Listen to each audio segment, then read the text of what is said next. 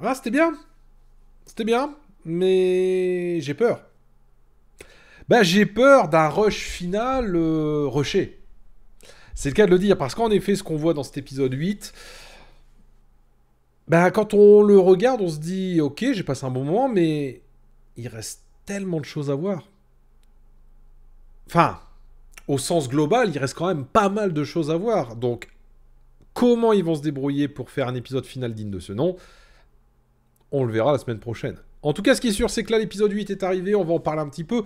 Bonjour tout le monde, bienvenue donc pour cette nouvelle vidéo, c'est Bibi300. Aujourd'hui, on se retrouve pour parler de l'épisode 8 de la série HBO, que l'on retrouve d'ailleurs sur Prime Video, à savoir The Last of Us. Oh yeah.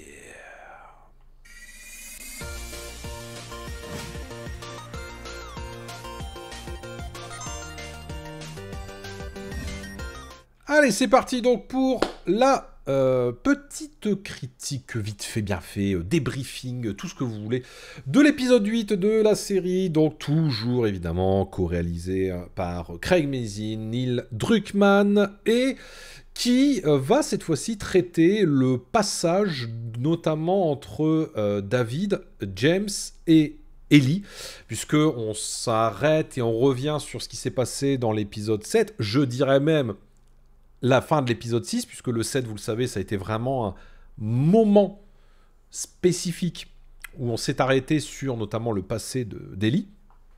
Et donc l'épisode 8 reprend finalement un petit peu au même endroit, avec donc, c'est-à-dire, bon, bah là maintenant je peux vous en parler, c'est plus un spoil en soi, puisque obligatoirement vous avez, je pense, vu les autres épisodes.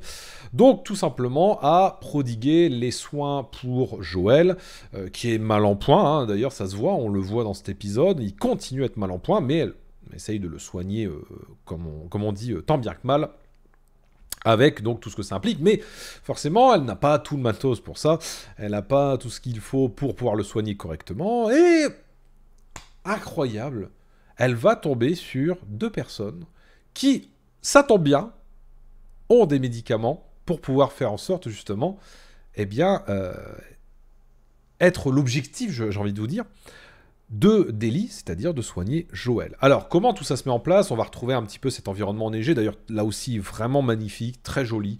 Encore une fois, on a des plans qui sont très, très, très sympathiques et que j'apprécie particulièrement. On n'a pas la scène du lapin, ou en tout cas, on le voit, mais c'est pas la finalité qu'on attendait. If you know what I mean. Évidemment. Le fameux mème que l'on a depuis des années sur Internet, avec le fameux mème du lapin. Donc on l'aura pas à l'identique ici dans cette série. Mais évidemment, ce qui nous intéresse, c'est de voir comment va être traitée notamment l'histoire avec Ellie et David. David qui est ici dans cet épisode mis donc dans... Alors, comme étant un espèce de paroissien, de membre d'une communauté chrétienne, ce genre de choses. Alors, j'ai pas eu le souvenir que c'était ça dans le jeu, ou en tout cas, j'avais pas l'impression que c'était dit comme ça dans les termes, qui fait très communauté sectaire quand même, hein, parce qu'on le voit, c'est lui le patron, c'est lui qui dirige, c'est lui qui dicte finalement un petit peu ses lois. Tout le monde l'écoute. Tout le monde l'écoute, il a une vraie puissance, puisque tout le monde est finalement là à boire ses paroles, dès qu'il dit quelque chose, finalement, les gens baissent les yeux, ils ne regardent pas vraiment. Voilà, on sent le côté docile, finalement, de la personne qui est là devant toi, de cet être qu'il transparaît vis-à-vis d'eux, et qui fait que, forcément, ils lui doivent le respect éternel, le respect absolu. Il est accompagné de James, son fidèle ami, compagnon de voyage. Bref, lui, bon, il a sa vision des choses. Voilà, pour lui, il voit pas les choses de la même manière que David. Il ne réagit pas de la même manière que David. D'ailleurs, James est joué par Troy Baker. Troy Baker, alors, c'est d'ailleurs la petite anecdote, parce que Troy Baker, dans cet épisode, il a la voix de Joël en VF. Et la voix de Joël en VF n'est pas la voix de Joël dans les jeux en VF. Vous avez compris Vous avez compris l'idée? Donc c'est cocasse. On va dire que le clin d'œil est plutôt cocasse, évidemment. Mais en tout cas, j'ai bien aimé comment dire, le jeu d'acteur de Troy Baker. Il s'en sort plutôt bien, ça fonctionne même plutôt bien d'un point de vue global et général, donc c'est très très bien. Et puis surtout, après, on va voir donc comment ça va se développer entre Ellie et David. David qui va essayer de l'amadouer, qui va essayer bien sûr de de l'attraper dans ses filets en lui disant, bah voilà, t'as battu un cerf, machin, tout ça. Si tu veux, nous on prend le cerf et puis toi, je te donnerai des médicaments, blablabla. Donc il va essayer de l'amadouer un petit peu, il va essayer de l'appâter. Et Ellie est toujours très très méfiante justement par rapport à tout ça. On va très très très fortement, voire même on peut le dire complètement, on va complètement rendre fantomatiques les infectés. Il n'y en a absolument aucun dans cet épisode. C'est là la direction prise qui est assez bizarre, c'est qu'on a plus l'impression finalement du parti pris de la série qui est plus en fait ancré sur les personnages, leur histoire, leurs liens, plutôt que véritablement des personnages pour la survie contre des infectés. Je sais pas si vous voyez un peu l'idée. Je trouve que c'est un peu dommage. C'est même assez regrettable finalement de ne pas avoir mis justement les infectés beaucoup plus en avant que ça, parce qu'au final on a l'impression, en fait on a même presque l'impression qu'ils n'existent pas. On a l'impression finalement qu'il n'y a pas de menace. Là, la menace que l'on voit, c'est celle de David contre Ellie, vis-à-vis d'Ellie. Mais il n'y a plus de menace, en fait, finalement, de désinfecter, puisqu'on a l'impression qu'il n'existe plus, finalement. Je suis pas super emballé de ça, bizarrement. Je trouve que ça aurait été peut-être mieux de les intégrer quand même, et de continuer de les intégrer. Bon, après, c'est un choix, encore une fois, hein. Faut le redire, mais la particularité de cette série, c'est de ne pas suivre à l'identique ce qui a été fait par le jeu vidéo. Certains apprécieront, d'autres non. Mais c'est très regrettable, je trouve, parce que finalement, les infectés passent complètement au second plan, et je pense que ça sera, à mon avis, une critique qui reviendra notamment dans l'épisode final, puisqu'on fera la conclusion de tout cela la semaine prochaine. Ceci étant dit, j'ai bien aimé quand même l'évolution entre Ellie et David, voir un petit peu comment ça évolue, ils expliquent, ils se parlent. On sent que justement David veut montrer que c'est lui le patron de ce groupe, et d'essayer de récupérer Ellie, ce qui forcément ne va pas fonctionner bien sûr, parce que Ellie va essayer de se défendre. Donc il y aura des petites phases d'action qui seront plutôt pas mal, qui seront assez fortes, notamment à la fin, puisque vous le savez à la fin, si vous avez fait le jeu, vous savez ce qui se passe.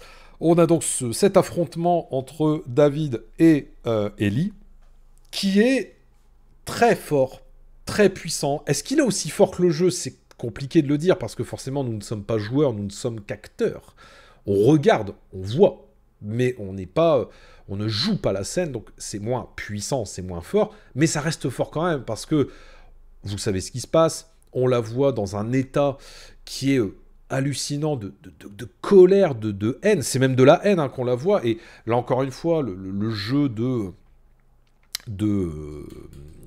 Bella Ramsey fonctionne bien, parce que là vraiment elle se déchaîne complètement, et je trouve que c'est vraiment bien foutu à ce niveau-là, même si encore une fois c'est une scène qui a été assez vite expédiée pour les différentes raisons que vous connaissez. Et puis surtout on voit un Joel qui évolue. Joel qui va notamment avoir une phase d'interrogatoire vis-à-vis donc des personnes qui le recherchent, bien sûr, parce qu'il qui fait partie du groupe de David. Et on le sent, il va vouloir savoir où est Ellie. Et là, il y a un changement. Il y a un changement dans sa tête. On le voit, il est déterminé, il est affaibli, mais déterminé à sauver Ellie. Et c'est là le changement. C'est là où, hop, on a le fameux point de bascule. Autre point de bascule que l'on a, c'est ça, c'est ce changement dans l'interprétation, se disant, par contre là, vous avez touché à Ellie, je vais vous déglinguer, quoi. Et c'est ça qui est intéressant, c'est la manière dont ça a été fait, je trouve que c'est très très très bien, et ça permet donc du coup de redévelopper le personnage, d'apprécier le personnage de cette manière-là, et qui va forcément découler sur ce que l'on sait de la fin du jeu vidéo, et donc potentiellement de ce qui pourrait être raconté dans l'épisode 9 et dernier épisode de la série. Donc, cette évolution, elle se fait bien. Le plan de fin, notamment, où Joel et Ellie se retrouvent, où vraiment, là, Je crois qu'il d'ailleurs, il y a plus ou moins les mêmes dialogues à ce moment-là, quand il lui dit c'est moi, c'est moi, c'est moi, et elle se rend compte que c'est lui. Là, vraiment, voilà, c'est deux êtres qui ont limite presque prêté serment en se disant je te sauverai, je ne te laisserai pas tomber. Il y a vraiment ce lien du coup qui se crée, qui est encore plus fort et qui finit donc du coup par clôturer cet épisode et qui, moi, m'a plu dans ce qu'il a raconté, hormis quelques petits détails comme je vous l'ai dit dans cette vidéo. Mais la vraie question maintenant, c'est de savoir comment va se terminer l'épisode 9. J'ai vraiment peur d'un rush final rushé. Vraiment, c'est ce qui me fait très très très peur. Donc on verra la semaine prochaine. Ça fonctionne bien, encore une fois, bonne bande son. Forcément, les musiques de The Last of Us, hein, donc pas de problème à ce niveau-là. C'est plus intéressant, je trouve, à suivre comme épisode que le 7, que je trouvais un petit peu plan-plan, un petit peu mou. Pas très intéressant finalement au fond, puisque c'est quand même 50 minutes d'épisode. Mais voilà, c'est un passage qu'il fallait traiter. Ils l'ont traité, ils l'ont plutôt bien traité finalement, hormis quelques libertés bizarres. On va dire ça comme ça. Mais voilà, ça on savait qu'ils allaient prendre des libertés. Et voilà donc ce qu'il en est donc au final. La semaine prochaine, on conclut tout ça. Et puis ça sera l'occasion donc de pouvoir faire une conclusion totale et finale sur The Last of Us. Merci beaucoup, des bisous, à très bientôt pour de prochaines aventures. Portez-vous bien, paix, sérénité, force et robustesse. Et vive les séries et vive le cinéma. Salut tout le monde, et à la prochaine. Ciao, ciao, ciao.